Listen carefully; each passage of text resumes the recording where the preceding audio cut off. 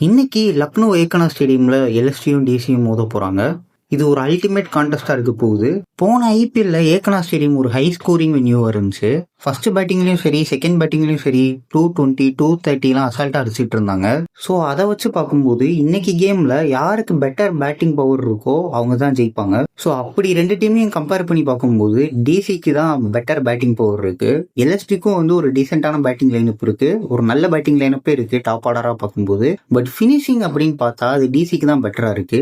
And also டிசியோட batting லைனப்பை control பண்ற அளவுக்கு LSD கிட்ட பவுலிங் யூனிட் இருக்கான்னா அந்த அளவுக்கு இல்லைன்னு தான் சொல்லணும். அஃப்கோர்ஸ் முகமது ஷமி இருக்காரு, but still he's not getting any younger.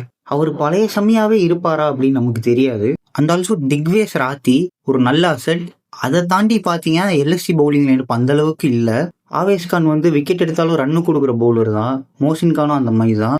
Even Mangesh Yadav 11ல ஆடினா கூட அவர்கிட்ட ஒரு எக்ஸ் ஃபேக்டர் இருக்கு. ஆனா அவர் ஸ்டில் ஒரு அன்ப்ரூவன் கமாடிட்டி தான் ஐபிஎல் பொறுத்த வரைக்கும். ஸோ இதெல்லாம் வச்சு பார்க்கும்போது I think DC will go with an edge of 55-45 in their favour. So என்னை பொறுத்த வரைக்கும் டிசி தான் இந்த கேமை ஜெயிப்பாங்க. பட் இந்த கேம் கொஞ்சம் க்ளோஸாக போகும்னு எனக்கு தோணுது. நீங்கள் யார் ஜெயிப்பாங்கன்னு நினைக்கிறீங்களோ கமெண்ட் பண்ணுங்க.